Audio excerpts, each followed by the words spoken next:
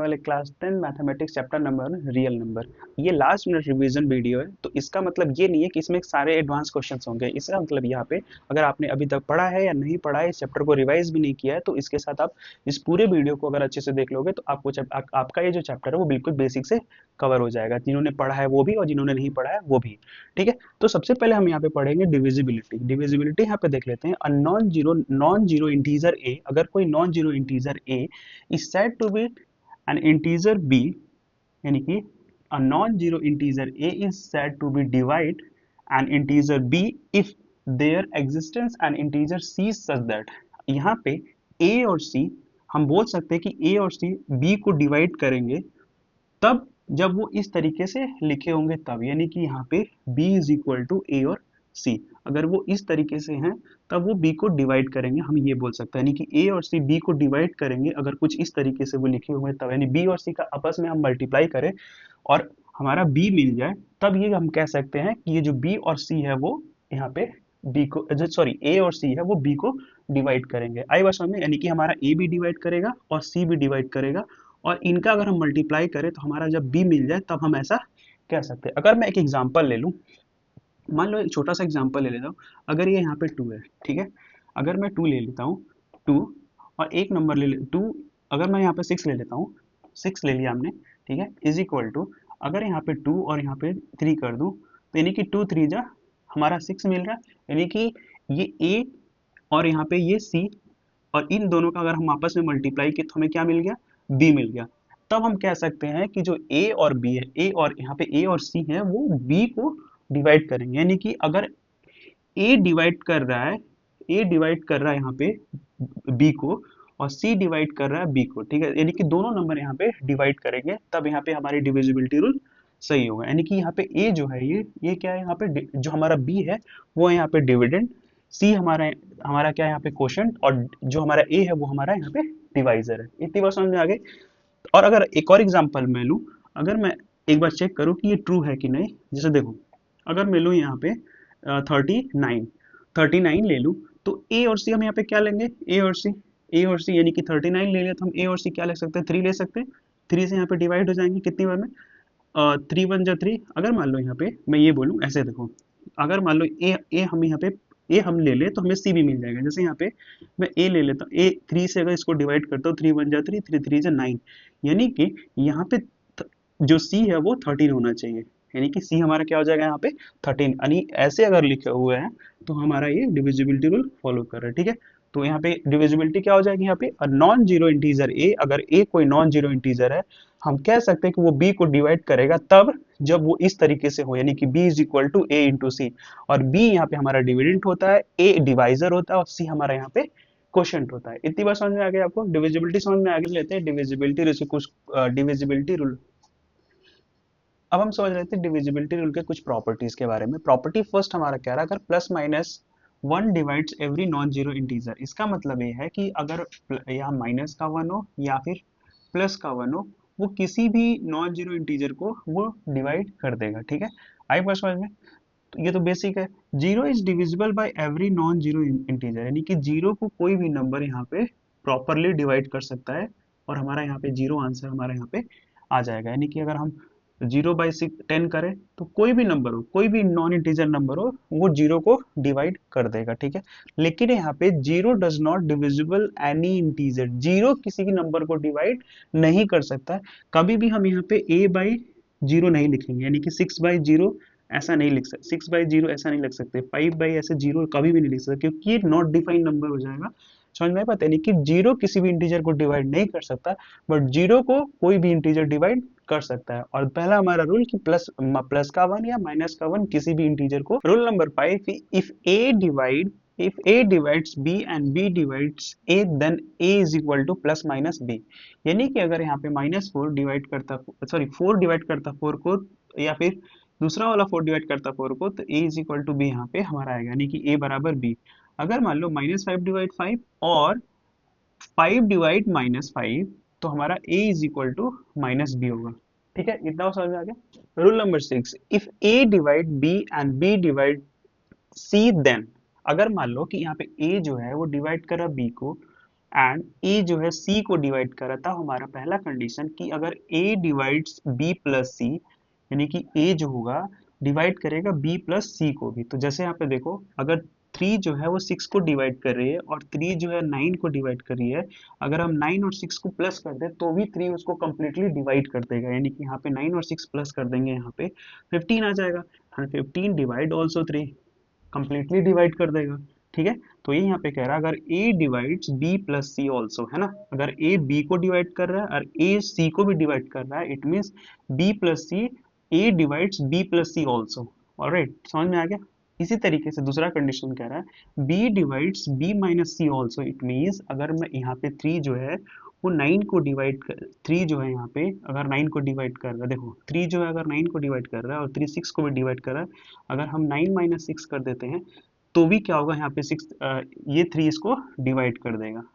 इतना समझ में। और अगर हम सी कंडीशन देख ले अपना, तो सी कह रहा है A divides B X, X यहाँ पे कोई भी इंटीजर है, any integer, for any integer X, if 3 divides, अगर 3 जो है 6 को डिवाइड कर रहा है तो 3 में हम कुछ भी मल्टीप्लाई कर देते हैं तो, सॉरी 6 में हम कुछ भी मल्टीप्लाई कर देते हैं तो भी 3 इसको क्या करेगा, डिवाइड कर देगा। अगर मान लो यहाँ पे 6 में मैं 2 का मल्टीप्लाई करूँ तो ये हमारा हो जाएगा 12, फिर भी हमारा 3 क्या करेगा, 12 को कंप्लीटली यहाँ पे डिवाइड कर देगा। यानी कि अगर हम देखो a डिवाइड कर देगा b इंटू बी एक्स को फॉर एनी इंटीजर x, जो यहाँ पे कोई इंटीजर किसी भी नंबर को, अगर हम देखो यहाँ पे जो 6 था वो डिविजिबल था 3 से, और हम 6 में कुछ भी मल्टीप्लाई कर देंगे तो भी वो डिविजिबल ही रहेगा 6 से। समझ में आ गया, सॉरी 3 से, आया समझ में। जैसे अगर मैं एक बात बोलूँ, 2 जो है वो 10 को कम्प्लीटली डिवाइड कर देगा, 2 जो है वो 10 को कम्प्लीटली डिवाइड कर देगा। अगर मैं इसमें कोई भी नंबर मल्टीप्लाई करता हूँ इसके 10 में, यानी कि मैं 2 डिवाइड्स, अगर मैं 10 इंटू 5 कर देता, 10 इंटू 5 कर देता हूँ तो ये हमारा 50 हो जाएगा, और 2 ऑल्सो डिवाइड 50। इतना समझ में। 7 if A divide B, A जो है वो बी को डिवाइड कर दे and C divide D, then A C divide B D also. Alright, check करते हैं एक बार। अगर यहाँ पे 2 6 को प्रॉपर डिवाइड कर रहा है, 3 9 को डिवाइड कर रहा है, यानी कि यहाँ पे अगर मैं 2 into 3 is also divide 6 into 9, यानी कि 3 2 जा 6 डिवाइड 54 ऑल्सो। ठीक है, 54 ऑल्सो, ये भी यहाँ पे ट्रू होगा, यानी कि 6 जो होगा वो प्रॉपर है यहाँ पे 54 को डिवाइड कर देगा। ठीक है, तो फर्स्ट कंडीशन हमारा ये हुआ रूल नंबर 7 का। और हमारा ये दूसरा कंडीशन यहाँ पे कह रहा है इफ ए सी, यानी कि ए और सी, यानी कि 2 और 3, यानी कि 6 ए सी डिवाइड बी सी, अगर यहाँ पे ए सी डिवाइड बी सी, अगर ए सी जो है वो बी सी को डिवाइड कर रहा है, ए C divide B C, B और सी, बी एंड सी, यानी कि 6 3 is 18, then a also divide b, a also, a also divide b, a also divide b, alright, यानी कि 2 डिवाइड, यानी 2 डिवाइड 6। ठीक है, 2 डिवाइड 6, यानी कि यहाँ पे देखोगे 6 जो है वो 18 को अगर प्रॉपर डिवाइड कर रहा है तो यहाँ पे 2 जो है वो 6 को भी प्रॉपर डिवाइड करेगा। इट मीन्स कि अगर A C B C, A C divides properly B C, ठीक है, and then A divide B also. Alright, और कंडीशन यहाँ पे है कि A not is equal to 0, A जो है वो 0 के बराबर नहीं होना चाहिए। ठीक है, करेक्ट। तो ये है हमारी कुछ डिविजिबिलिटी के रूल जो आपको अच्छे से अब एवरी कंपोजिट नंबर, एंड यहाँ पे कंपोजिट नंबर क्या है उसको थोड़ा समझ लेते हैं। ऐसे नंबर्स जिनके एक से ज्यादा फैक्टर्स हो, यानी कि एक से ज्यादा, अगर मान लो कि यहाँ पे 6 है तो ये हमारा एक कंपोजिट नंबर है, जैसे ये 2 से भी डिवाइड हो जाएगा, 3 से भी हो जाएगा, 1 से भी हो जाएगा, और यहाँ पे 6 से भी हो जाएगा। इस इट मीन्स ये हमारा कंपोजिट नंबर। ऐसे नंबर जिनके एक से ज्यादा अधिक यहाँ पे फैक्टर्स हो, इसलिए इसको हम यहाँ पे कंपोजिट नंबर बोल सकते हैं। ठीक है, डन।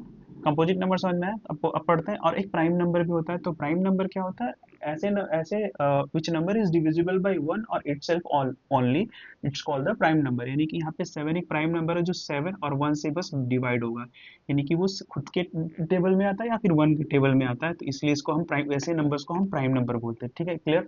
अब पढ़ते हैं।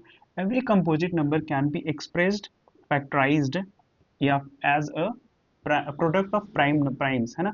यानी कि सारे कंपोजिट नंबर, जितने भी कंपोजिट नंबर होते हैं उनको हम एक्सप्रेस कर सकते हैं फैक्टर ऑफ, यानी कि प्रोडक्ट ऑफ प्राइम के, प्राइम नंबर के। ठीक है, and it's a factorize a unique expects for the order in which the prime number factors occurs। यहाँ पे ये कह रहा है कि इनके जो ऑर्डर होंगे वो अलग अलग हो सकते हैं, लेकिन जो प्राइम नंबर्स होंगे वो बिल्कुल सेम होंगे।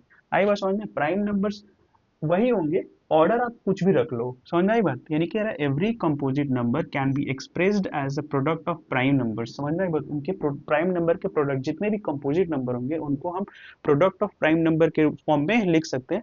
बट यहाँ पे उनके ऑर्डर्स चेंज हो सकते हैं। जैसे ऑर्डर्स का मतलब हो गया ये अगर 2 इंटू 3 बन रहा है और इंटू 5 बन रहा है, ये ऑर्डर बदल सकते हैं। आप 5 इंटू 2 इंटू 3 लिख सकते हो।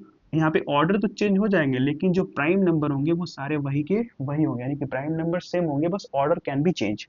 ऑलराइट, फंडामेंटल थ्योरम आपको समझ में आ गया, फर्स्ट थ्योरम।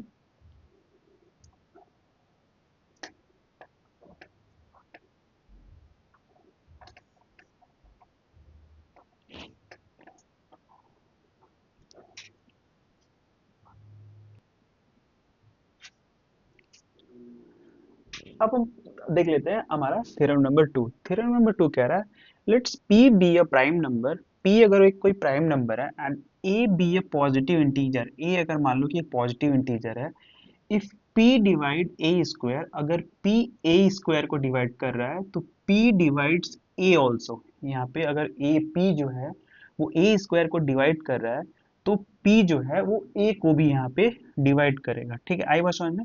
तो अब एक एग्जांपल हमारा देख लेते हैं यहाँ पे, यानी कि एक बार और मैं समझा देता हूँ आपको। If p B a prime number and a be a positive integer, if p divides a square and p divides a also. ठीक है, ए भी यहाँ पे डिवाइड करें। अगर हम यहाँ पे ए 6 ले लेते हैं और इसका स्क्वायर जो है वो कितना होगा, तो वो 36 होगा। ठीक है, अगर हम ए 6 ले लेते हैं और यहाँ पे ए स्क्वायर 36 ले लेते हैं तो प्राइम फैक्टर अगर हम इसका निकालते 36 का, तो यहाँ पे 2 की पावर 2 और 3 की पावर 2 हमारा इसका प्राइम नंबर होगा। यानी कि अगर यहाँ पे 2 जो है वो 36 को डिवाइड कर रहा है तो 2 जो है वो 6 को भी यहाँ पे डिवाइड करेगा। आई बात समझ में? अगर 3 जो है वो 36 को डिवाइड कर रहा है तो 3 जो है वो 6 को भी यहाँ पे डिवाइड कर रहा है। हमारा ये थ्योरम कह रहा है कि if p is a prime number, अगर p कोई प्राइम नंबर है and a be A positive integer और a कोई पॉजिटिव इंटीजर, अगर p जो है वो a स्क्वायर को डिवाइड कर रहा है तो p a को भी डिवाइड करेगा। आई बात समझ में? और जो a स्क्वायर यहाँ पे 36 है और a यहाँ पे हमारा 6 है। आई बात समझ में? तो और वो यहाँ पे अगर देखो इनका मैंने 36 का प्राइम फैक्टर क्या है, 2 की पावर 2 और 3 की पावर 2। अगर a जो मतलब ये हमारा जो 2 है वो अगर 36 को डिवाइड कर रहा है, यानी कि a हमारा वो p हमारा a जो है वो p है, यानी कि हमारा जो p है अगर वो a के स्क्वायर को डिवाइड कर रहा है तो यही p हमारा a को भी डिवाइड करेगा। नहीं समझ में आई बात? यानी कि a को अगर p क्या है, तो p हमारा यहाँ पे 2 है और यहाँ पे 3 है। p अगर 36 को डिवाइड कर रहा है, यानी कि p जो है वो a के स्क्वायर को डिवाइड कर रहा है तो वो a को भी यहाँ पे डिवाइड करेगा। इतना समझ में आ गया? तो ये हमारा था theorem number 2। Express each of the positive integer as the product of its prime number. Prime factors, ये प्राइम फैक्टर के प्रोडक्ट्स में हमको लिखना है। तो दो तरीके हो सकते हैं, या तो आप एलसीएम जैसे निकालते थे वैसे निकाल लो, या फिर आप फैक्टर ट्री मेथड से यूज कर लो। फैक्टर ट्री आपने पढ़ा ही होगा। यानी कि ये 40 है, 140। ठीक है, अगर मैं इसको 2 से डिवाइड करता हूँ तो यहाँ पे हमारा 2 7 जा 14 और यहाँ पे 0, यानी कि ये हमारा आ गया। अगर मैं इसको भी 2 से यहाँ डिवाइड करता हूँ तो जो अगला हमारा बनेगा वो 2 3 जा 6 और 2 5 जा 10। ठीक है, अब ये यहाँ ये किससे डिवाइड हो रहा है, 3 से डिवाइड हो रहा है, तो ये हमारा जो बनेगा अगला वो क्या बनेगा, तो 3 1 जो 3 से नहीं है, अब 7 से हो रहा है ना, नहीं 5 से हो रहा है। ठीक है, 5 से कर सकते हैं इसको, 5 से कर सकते हैं, 5 7 जो 35 और 7 ऐसे ही बिल्कुल छोड़ देते हैं यहाँ पे। यानी कि अगर हम इसको लिखे प्राइम, ये प्राइम यानी कि ये हो जाएगा 2 × 5 × 7। यानी इसको और अच्छे से लिखो तो ये 2 की पावर 2 लिख सकते हैं इंटू 5 इंटू 7 लिख सकते हैं। आया समझ में? तो ये हो गया प्राइम फैक्टराइजेशन मेथड। तो एक तो ये तरीका है करने का, एक और तरीका हमारा इसका फैक्टर इसका एलसीएम मेथड 140 2 7 जा 14 35 टाइम 5 7 जा 35 और यहाँ पे 7 1 जा 7, ठीक है, 7 1 जा 7, ठीक। आई बात समझ में? तो यहाँ पे इसको ऐसे लिख सकते हैं, यहाँ पे ये हमारा 2 की पावर 2 हो गया, और ये हमारा 5, और ये हमारा यहाँ पे 7। डन। दो तरीके हो गए यहाँ पे। दोनों तरीके से वैसे आप किसी भी तरीके से कर सकते हो, बस हमको यहाँ पे हमारा मेन काम क्या है, इनको प्रोडक्ट प्राइम फैक्टर के फॉर्म में लिखना है, सिंपल। बाकी के दो जो है वो आप करना है यहाँ पे घर पे। और एक और बता देता हूँ यहाँ पे, अगर मैं इसको लिखूं तो देखो कैसे करेंगे, इसको आप घर पे करना। इसको अगर मैं देखूं तो ये हमारा 234, ठीक है, 234। तो अगर मैं इसको 2 से डिवाइड करता हूँ, 2 से करता हूँ तो क्या बनेगा हमारे यहाँ पे, 2 1 जा 2, 2 1 जा 2, 2 7 जा 14, ठीक है। अब ये 2 से डिवाइड नहीं होगा तो हम यहाँ पे 3 से करेंगे। कंडीशन है कि बस हमें प्राइम नंबर ही लेना है, यहाँ पे करेंगे 3 से। तो यहाँ पे 3 3 जा 9, 3 4 जा 12, 3 3 जा हमारा 9 हो जाएगा, ये 3 3 जा 9, ठीक है। 2 बचेगा और यहाँ पे 9 टाइम, ठीक। अब ये किससे हो जाएगा, ये भी 3 से हो जाएगा, यानी कि हमारा क्या बनेगा, 3 1 जा 3 और 3 3 जा, हमारा जो अगला बनेगा वो 3 1 जा 3 और 3 3 जा 9। और 13 एक प्राइम नंबर है तो इसके बाद यहाँ पे ये डिवाइड नहीं होगा, यानी कि जो हमारा इसका प्राइम फैक्टर बनेगा वो बनेगा हमारा 2 × 3 × 3 एंड मल्टीप्लाई विथ 13, ठीक है। और ये हमारा क्या बन जाएगा, यानी कि 2 × 3 की पावर 2 और मल्टीप्लाई यहाँ पे हम लिख सकते हैं 13। तो ये बन गया प्राइम फैक्टर के फॉर्म में, ठीक है। तो एक तो ये फैक्टर ट्री मेथड हो गया, और एलसीएम मेथड से भी इसको कर सकते हैं। जैसे आप 234 का करोगे तो ये मुझे ज्यादा आसान इजी लगता है, ये इससे अगर करोगे ज्यादा आसान है, यानी कि 2 से करोगे 2 1 जा 2, 2 1 जा 2, 2 7 जा 14। अब ये तो होगा नहीं, 3 से करेंगे डायरेक्ट, तो 3 3 जा 9 और 3 9 जा 27, और 3 से करेंगे 3 1 जा 3, यहाँ पे 3 3 जा 9, और यहाँ पे 13 से डायरेक्ट कर लेंगे, 13 1 जा 13, यानी कि यहाँ पे देखो 2 का इस 3 का 2 मल्टीप्लाई 3 का स्क्वायर मल्टीप्लाई 13, यानी कि 234 का प्राइम फैक्टर ये बन गया हमारा प्राइम फैक्टर, ठीक है। तो बाकी लेते हैं जो आया हुआ 2023 में, कह रहा है कि शो दैट 12 की power n can not and with digit 0 और 5 फॉर एनी नेचुरल नंबर। क्या ये 0 या फिर 5 से एंड हो रहा है, ये मतलब इनका हम प्राइम फैक्टर निकालेंगे। तो पहले हम यहाँ पे 12 की पावर n है, तो पहले हम यहाँ पे 12 का प्राइम फैक्टर निकाल लेते हैं। तो 12 का प्राइम फैक्टर मैंने आपको निकालना बताया है, तो 12 का प्राइम फैक्टर निकाल लो। 2 6 जा, 2 3 जा, और यहाँ पे 3 1 जा, यानी कि इसका प्राइम फैक्टर देखोगे तो 12 इज इक्वल टू हमारा बन जाएगा 2 की पावर 2, है ना, और यहाँ पे इंटू 3।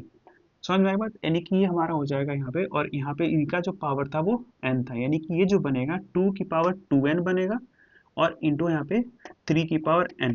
यानी कि हम बोल सकते हैं यस, यहाँ पे 0 और 5 से यहाँ पे कोई ऐसा डिजिट नहीं है। समझ में आई बात, यानी कि यहाँ पे 0 और 5 कोई ऐसा डिजिट नहीं है जिससे ये खत्म हो रहा हो, यानी कि यहाँ पे जो डिजिट हमें मिला है वो 2 की पावर n और यहाँ पे 3 की पावर n मिला हुआ है।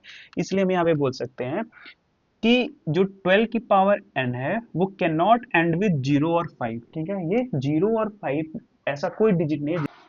अब यहाँ पे पढ़ते हैं हमें फाइंडिंग एलसीएम एंड एचसीएफ, ठीक है। अब हम एलसीएम और एचसीएफ फाइंड करने से पहले यहाँ पे देख लेते हैं एक रूल समझ कह सकते हैं हम यहाँ पे, to find the LCM and HCF of two positive integer A and B के एलसीएम और एचसीएफ निकालें हम।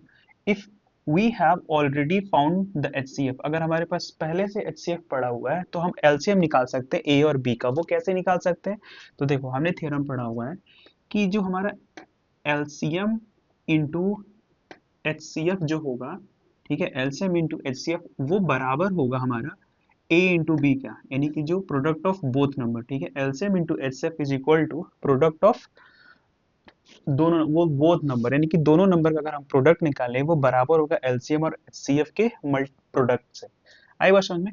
तो इसका यूज करके अगर हमें यहाँ पे एलसीएम दे रखा हो और एचसीएफ दे रखा हो, या फिर एलसीएम अगर हमें पता हो या एचसीएफ पता हो, तो हम यहाँ पे निकाल सकते हैं कोई भी एक। अगर हमें एचसीएफ पता है तो एचसीएफ रख के और ए और बी वो नंबर पॉजिटिव नंबर रख के हम यहाँ पे एलसीएम निकाल रखे। अगर हमें एलसीएम दे रखा है तो हम एलसीएम रख करके उन दोनों पॉजिटिव नंबर का प्रोडक्ट निकाल के हम यहाँ पे HCF निकाल सकते हैं इस फॉर्मूले के हेल्प से, यानी कि LCM into HCF is equal to product of both number, यानी कि A इंटू B। ऑलराइट, तो हम इस पे निकालना है finding the HCF and LCM of 90 and 144 by the prime factorisation method से। तो हम इनका पहले प्राइम फैक्टराइजेशन निकाल लेते हैं, यानी कि हम इसका 90 का हम एक प्राइम फैक्टराइजेशन निकाल लेते हैं। 2 2 4 जाए 2 5 जा 10, ठीक है। उसके बाद ये 3 से 3 1 जा 3 3 5 जा 15 और 3 1 जा 3 5 जा 15 और 5 1 जा 5। पहले का हमारा 144 का अगर हम निकाल लें यहाँ पे तो 2 7 जा 14 2 2 जा 4 और 2 3 जा 6 2 6 जा 12 और 2 1 जा 2 2 8 जा 16 2 9 जा 18 और यहाँ पे 3 3 जा 9 और 3 1 जा 3, ठीक है। ये इनका प्राइम फैक्टर, यानी कि हम 90 का अगर प्राइम फैक्टर देखें तो 2 मल्टीप्लाई विथ ये देखो 3 2 टाइम लिखा है, यानी कि 3 का पावर 2 और इंटू 5, ये हमारा 90 का प्राइम फैक्टराइजेशन। और 144 का अगर हम प्राइम फैक्टराइजेशन करें तो देखो काउंट करो 1 2 3 4, यानी कि यहाँ पे 2 की पावर 4 मल्टीप्लाई विथ यहाँ पे 3 की पावर 2 3 की पावर 2 और यहाँ पे 1 है, यहाँ पे समझ में आई बात। तो ये हमारा इसका प्राइम फैक्टर निकल गया। और हम बात करें जब हम HCF का, तो HCF में बेटा हम क्या करते हैं लोवेस्ट फैक्टर वाला, मतलब यहाँ पे इन दोनों में अगर मैं इन दोनों में कॉमन फैक्टर देखूँ यहाँ पे तो 2 एंड 3 है, यहाँ पे 5 तो है नहीं, इसमें 5 है नहीं तो हम यहाँ पे नहीं लेंगे। तो यहाँ पे 2 की पावर 4 और 2 की पावर 1 में जब हम HCF निकालना होता है तो हम सबसे लोवेस्ट पावर को ले रहे होते हैं, पहले में से लोवेस्ट पावर यानी कि 2 की पावर 1, ठीक है। मल्टीप्लाई विथ, अब इन ये दोनों के पावर सेम है तो यानी कि ये पूरा इसमें से कोई भी ले लो, यहाँ पे 3 की पावर 1 नहीं 3 की पावर हमारा यहाँ पे 2 हो जाएगा, यानी कि जो HCF हमारा होगा इसका HCF इज इक्वल टू 2 की पावर 2, यानी कि हमारा 2 की पावर 2 की पावर 1 यानी कि 2 और मल्टीप्लाई विथ 3 3 जा यहाँ पे 2 की पावर यानी कि 3 इंटू 3 3 3 जा 9 और हमारा HCF कितना आ जाएगा HCF इज इक्वल टू 18, यानी कि जो हमारा HCF होगा इसका वो कितना आ जाएगा 18 आ जाएगा, ठीक।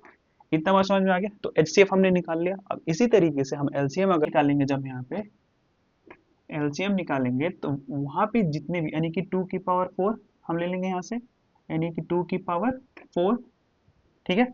उसके बाद 3 इंटू 3 की पावर 2 और इंटू 5 की पावर 1, आगे समझ में।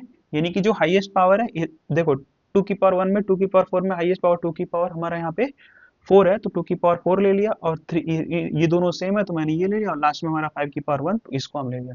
जब इसको हम सॉल्व करेंगे तो हमारा निकल जाएगा HCM, यानी कि अगर 2 की पावर देंगे 2 2 जा 4 2 जा 8 और 8 2 जा 16, यानी कि यहाँ पे 2 का मल्टीप्लाई, जिनको नहीं आता बता देता हूँ, ये 4 टाइम 2 का मल्टीप्लाई कर दो, 2 2 जा 4 4 2 जा 8 8 2 जा 16, यहाँ पे हो जाएगा 16 और इंटू 3 3 जा हमारा हो जाएगा 9, ठीक है। और यहाँ पे हो जाएगा ये 5 1 जा 5, ठीक है। आई बस समझ में। अब इनका अगर आप मल्टीप्लाई कर लोगे यानी कि ये 5 9 जा 45 और मल्टीप्लाई 16 जब कर लोगे तो हमारा जो आंसर आएगा वो आ जाएगा 720 का मल्टीप्लाई करोगे आप तो हमारा 720 आ जाएगा। इट मीन्स जो इसका LCM निकल के क्वेश्चन प्राइम फैक्टराइजेशन मेथड से हमें क्या निकालना है, यहाँ पे LCM और HCF निकालना है, ठीक है। अगर मैं इसका HCF निकालूं तो इसको पहले प्राइम फैक्टराइजेशन में चेंज कर लो, यानी कि 96 2 2 4 जा 8 2 8 जा 16 2 2 जा 4 2 4 जा 8 2 1 जा 2 2 2 जा 4 2 6 जा 2 3 जा यहाँ पे 3 1 जा, ठीक है। 96 1 4 0 4 2 2 जा 4 0 2 2 जा 4 है ना, 2 से 2 10 जा और 2 1 जा। अब ये एक प्राइम नंबर है तो इसको यहीं छोड़ देंगे, ये डिवाइड होने वाला नहीं है किसी के टेबल से, यानी कि हमारा जो इसका प्राइम फैक्टर बनेगा ये यहाँ पे बनेगा 96 इज इक्वल टू 1 2 3 4 5, यानी कि 2 की पावर 5 एंड मल्टीप्लाई विथ 3 की पावर 1। यहाँ पे हमारा बनेगा 404 इज इक्वल टू 2 की पावर 1 और इंटू यहाँ पे 101, ठीक है। और जो इनका HCF जो हमारा आएगा, HCF जो होगा हमारा HCF दोनों में जो कॉमन है यानी कि 2 की पावर 5 यानी कि 2 हमारे यहाँ पे HCF आएगा 2, ठीक है। 2 हमारे यहाँ पे HCF आएगा क्योंकि इसका जो पावर सबसे कम पावर है ये 2 की पावर 1 2 की पावर 5 में 2 की पावर 1 ले लेंगे, यानी कि 2 की पावर 1 हमारा है, सॉरी टू की पावर टू हमारा होगा, यानी कि टू की पावर टू होगा, यहाँ पे टू की पावर टू है क्योंकि यहाँ पे वन और टू टू टू है ना, तो यहाँ पे टू की पावर टू, और ये हमारे जो एच सी एफ होगा वो टू की पावर टू, यानी कि हमारा एच सी एफ होगा वो फोर होगा, H C F is equal to four. ठीक है, तो एच सी एफ कितना आ गया हमारा फोर। अब हमें क्या निकालना है, इसका एलसीएम निकालना है। तो एलसीएम हम निकाल सकते हैं किस तरीके से, हम ये यूज करते हैं एक फॉर्मूला जो हमने पढ़ा था, अभी रिसेंटली पढ़ा था, जैसे क्या था वो हमारा जो था ये था L C M into H C F is equal to product of number, यानी कि 96 इंटू 404 404, एच सी एफ हमने निकाला है फोर, यानी कि L C M is equal to L C M into four, ठीक है, L C M into four is equal to 96 multiply with 404। ठीक है, हमारा एल सी एम यही रहने देते हैं, फोर को मैं इधर लेके आ जाता हूँ, तो ये 96 इंटू 404 डिवाइड बाई फोर। ठीक है, अब ये फोर से कितनी बार हो जाएगा, फोर वन जा फोर, यहाँ पे जीरो, और फोर वन जा फोर। ठीक है, फोर वन जा फोर, यानी कि फोर नॉट वन, यानी कि 101। ठीक है, यानी कि ये हमारा बन जाएगा L C M is equal to 96 into 101, और जो हमारा एलसीएम आएगा बेटा, वो LCM is equal to 96 one जा 96, जीरो का जीरो, और यहाँ पे 96, यानी कि जो हमारा एलसीएम आएगा वो 9696, यानी 96 हमारा यहाँ पे एलसीएम आ जाएगा। ठीक है, तो हमें बस एचसीएफ निकाल लिया हमने यहाँ पे। एचसीएफ निकालने के बाद हमने ये फॉर्मूला लगा लिया कि LCM into HCF is equal to product of both number, दोनों नंबर का प्रोडक्ट बराबर होता है एलसीएम और एचसीएफ के, उनके एलसीएम और एचसीएफ के बराबर होते हैं। ठीक है, तो इस तरीके से हम एलसीएम भी निकाल लेंगे और यहाँ पे एचसीएफ भी निकाल लेंगे। ठीक है, अगर एचसीएफ दिया हो तो हम एलसीएम निकाल लेंगे, एलसीएम दिया है तो एचसीएफ नहीं करते, जो हमारा 2023 में आया हुआ क्वेश्चन है। तो क्वेश्चन में है क्या कह रहा है हमारा यहाँ पे, two numbers in the ratio 2:3 and their LCM is 180, what is the HCF of this number. इस नंबर का एचसीएफ हमें पता करना पड़ेगा, तो पहले हमें वो दो नंबर निकाल लेते हैं। Late B number 2x and यहाँ पे दूसरा नंबर जो हमारा 3x। ठीक है, अगर देखें तो इनका अगर हम एलसीएम निकालते हैं तो ये हमारा 6x हो जाएगा, बट यहाँ पे एलसीएम में कितना दे रखा 180, यानी कि 6x इज इक्वल टू 180, और यहाँ से हमें x की वैल्यू मिल जाएगी, यानी कि x इज इक्वल टू हमारा हो जाएगा 180 डिवाइड बाई 6, एंड 6 से डिवाइड करेंगे तो x की वैल्यू जो मिलेगी हमारे यहाँ पे 30 मिलेगी। ठीक है, अब ये जो x की वैल्यू है 2 और 3 2:3 में रख देंगे तो हमारा जो दोनों नंबर वो मिल जाएगा जिनका एचसीएफ हमें निकालना है, यानी कि हमारा 2 मल्टीप्लाई विथ 30 60, पहला नंबर है 60, and 3 multiply with 30 it means 90, हमारा दूसरा नंबर क्या हो जाएगा 90, यानी कि वो जो दोनों नंबर है वो 60 एंड 90। और हमने फॉर्मूला क्या पढ़ रखा है, तो हमने फॉर्मूला पढ़ रखा है LCM into H C F is equal to product, यानी कि 60 इंटू 90। ठीक है, हमने ये पढ़ रखा है। अब अगर हम देखें तो हमें एलसीएम दे रखा है 180, यानी कि हम इसका एलसीएम रख देंगे 180 into H C F is equal to 60 into 90। ठीक है, अब हमारा यहाँ पे क्या हो जाएगा, तो एच सी एफ हमारा यहाँ पे H C F is equal to हो जाएगा 60 इंटू 90 डिवाइड बाई 180। ठीक है, और ये 9 से 9 कैंसिल आउट हो जाएगा, 9 वन जा 9, 9 टू जा 18, और ये 3 टाइम में कट जाएगा। इट मीन जो हमारा एच सी एफ आएगा, H C F is equal to 30, यानी कि इनका जो एच सी एफ ने क्या निकालना था, तो एच सी एफ निकालना था, और x that root two is irrational number. यहाँ पे रूट टू को हमें इरेशनल प्रूफ करना है। रूट टू को इरेशनल प्रूफ करने के लिए हम यहाँ पे कॉन्ट्राडिक्टरी ले लेते हैं, यहाँ पे रूट टू को हम रेशनल पहले एज्यूम कर लेते हैं। Let's assume root two is rational number.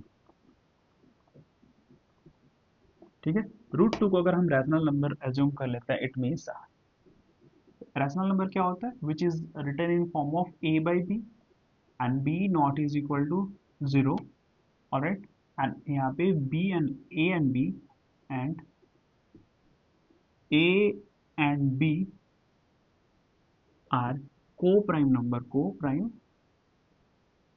Number. ठीक है, ये कैसे नंबर्स हमारे हैं, को प्राइम नंबर्स। ठीक है, और को प्राइम नंबर्स अगर हैं तो यहाँ पे इनके एचसीएफ क्या हो जाएगा, सो देयर HCF इज 1, यानी कि इनका जो कॉमन फैक्टर होगा यहाँ पे कितना होगा, 1 होगा। ठीक, आई बात समझ में। अब अगर हम रूट टू को रैशनल प्रूफ एज्यूम कर रखा है, तो root two can be written as A by B. ठीक है, ए बाई बी हम यहाँ पे लिख सकते हैं। अब हम क्या करेंगे, इनका स्क्वायरिंग करेंगे, बोथ साइड स्क्वायरिंग करेंगे। रूट टू का whole square is equal to A by B का होल स्क्वायर। यहाँ से हमारा हो जाएगा रूट टू स्क्वायर हटाएंगे तो रूट खत्म हो जाएगा हमारा, यानी कि two is equal to A square upon B square, A square upon B square. अब इस बी स्क्वायर को इस साइड लेके आएंगे तो ये मल्टीप्लाई हो जाएगा, यानी कि two B square is equal to A square. यहाँ तक समझ में आया?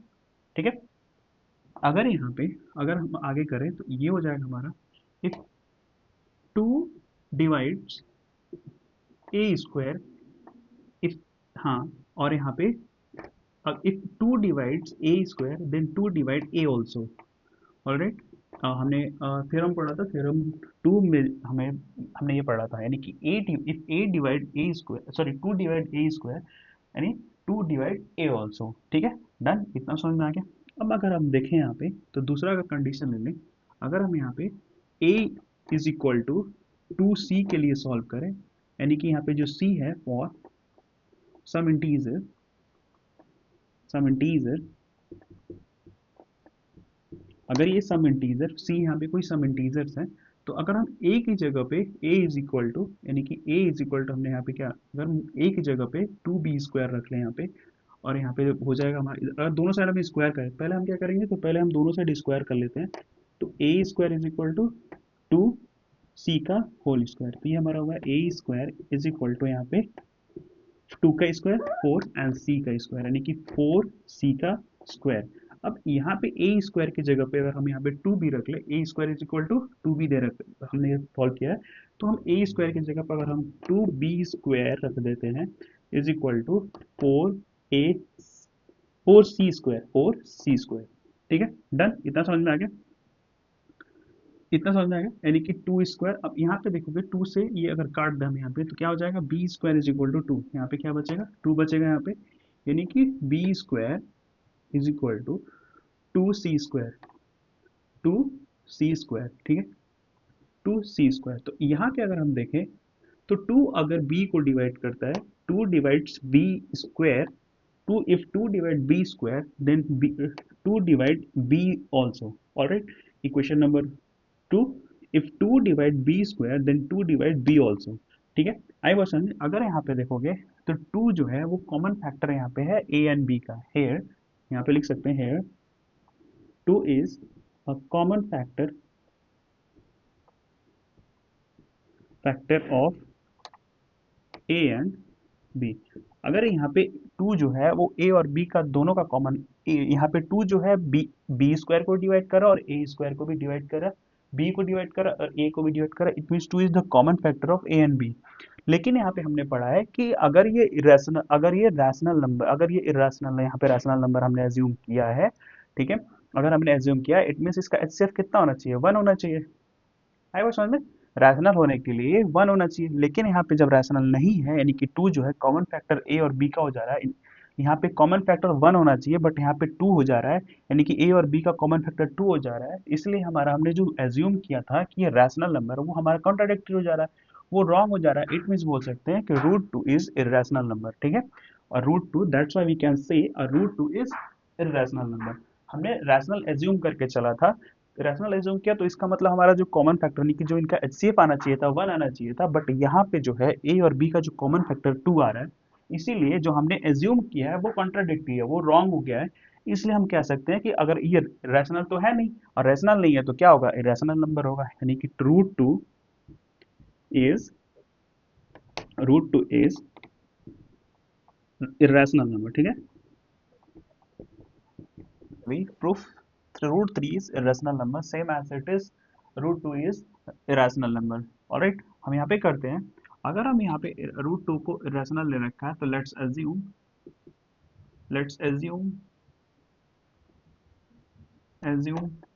Root two root three is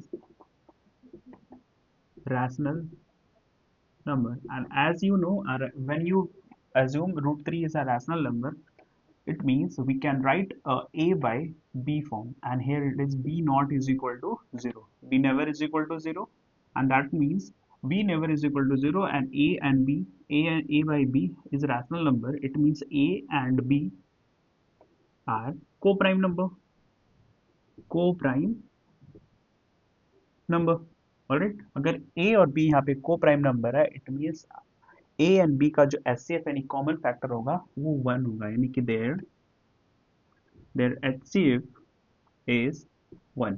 alright, इनका HCF क्या आना चाहिए, 1 आना चाहिए, यानी कि कॉमन फैक्टर इनका 1 आना चाहिए।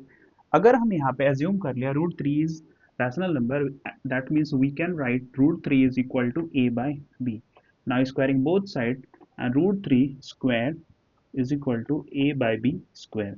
अगर हम इसको और आगे सॉल्व करें तो 3 is equal to root square से रूट हट जाएगा, it means a square upon b square. इधर मल्टीप्लाई करें तो 3b square is equal to a square.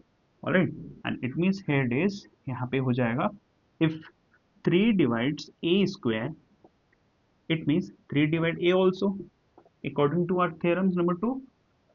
And now next terms, we solve at for some integer c, it means a square is equal to, sorry, a square, let's a is equal to 3c, a is equal 3c, 3c, it means c for some integer, c is for some integer। all right, if a and squaring both side, a square is equal to or 3 square, 3c square, it means a square is equal to 9c square। all right, and a square की जगह पे हम रख देंगे यहाँ पे 3b square, means हमारा ये बन जाएगा, ये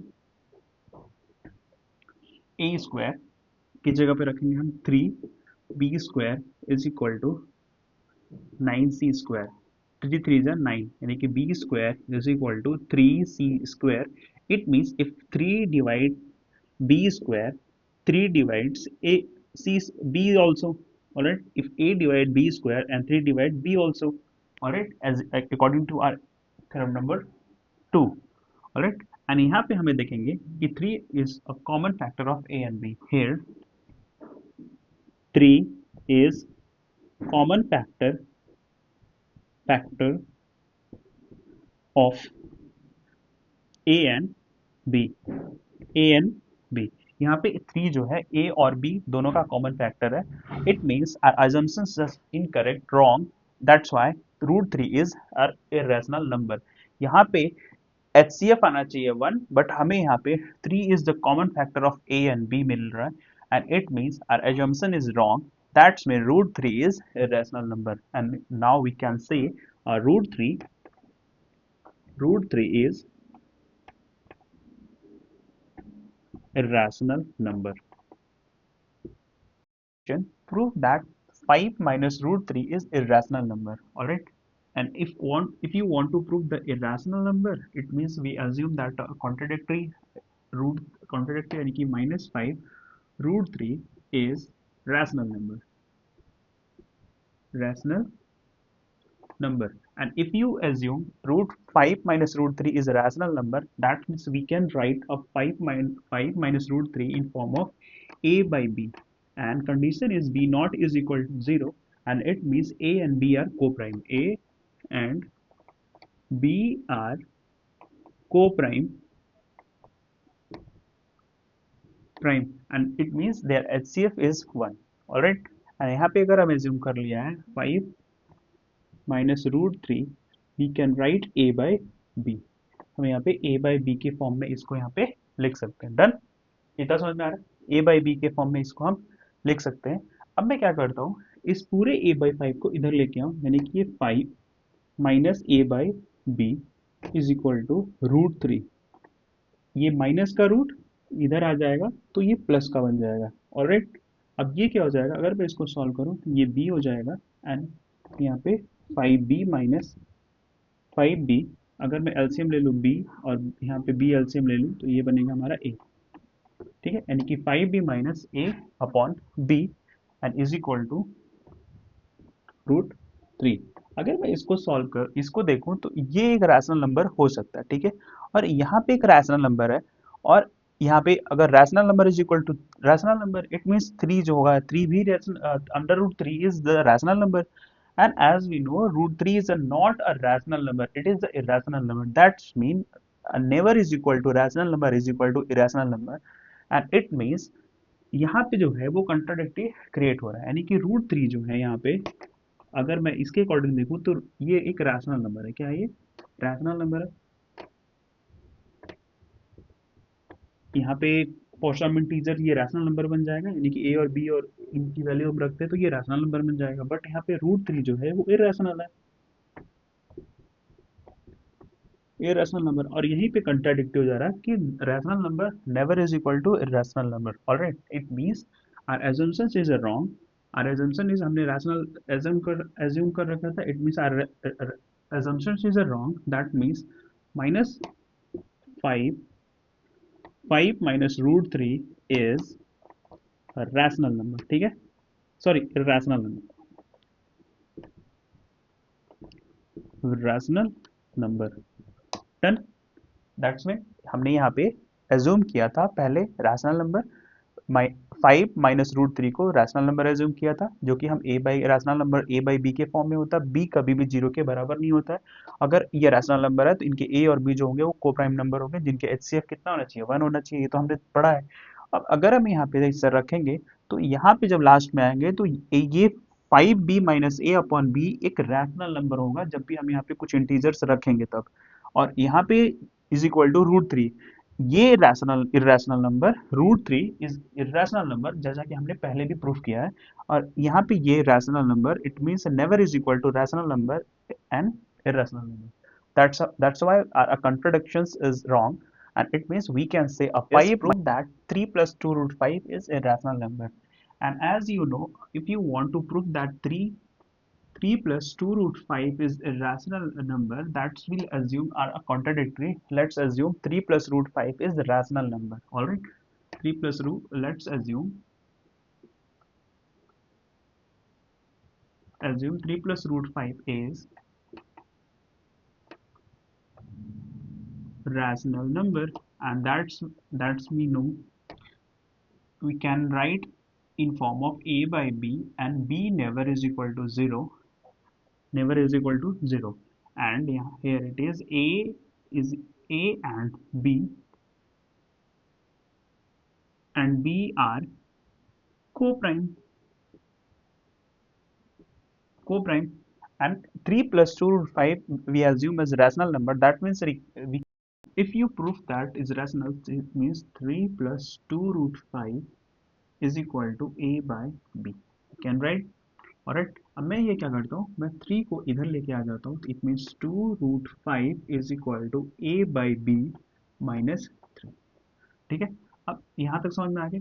अगर हम देखें तो ये जो है ये मल्टीप्लाई में है इधर, और ये इस साइड में आके डिवाइड में बन जाएगा, यानी कि इसके साथ मल्टीप्लाई में डिवाइड में हो जाएगा ना यहाँ पे। तो ये कितना हो जाएगा, ये अगर मैं इसको और सॉल्व कर लूँ यहाँ पे, तो ये हो जाएगा 2√5 इज इक्वल टू, एलसीएम हमारा बी हो जाएगा, यानी कि a minus 3b, a minus 3b।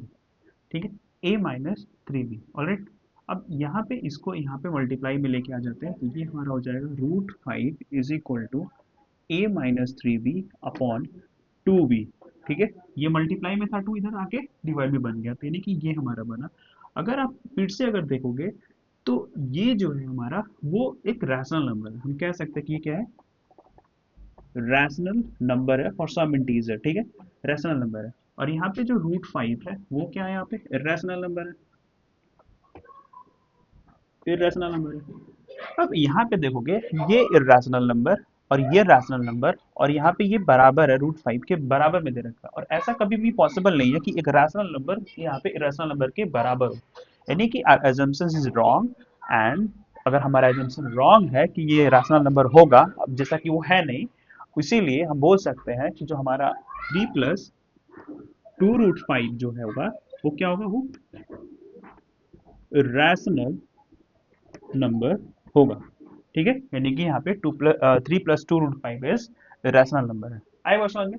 तो इस तरीके से हम जितने भी क्वेश्चन आएंगे उस क्वेश्चन को हम इजिली हैंडल कर लेंगे। ठीक है, हमें क्या करना है, सबसे पहले हमें एज्यूम करना है कि ये रैशनल नंबर है, उसके बाद हमें ऐसे दिखाना है कि यहाँ पे रैशनल नंबर नहीं है, बट हमने एज्यूम तो रैशनल नंबर किया था। ठीक है, अगर रैशनल नंबर नहीं है तो वो इरेशनल नंबर है, कंट्राडिक्टरी है। ठीक है, तो इस क्वेश्चन को ऐसे हम यहाँ पे करेंगे। डन।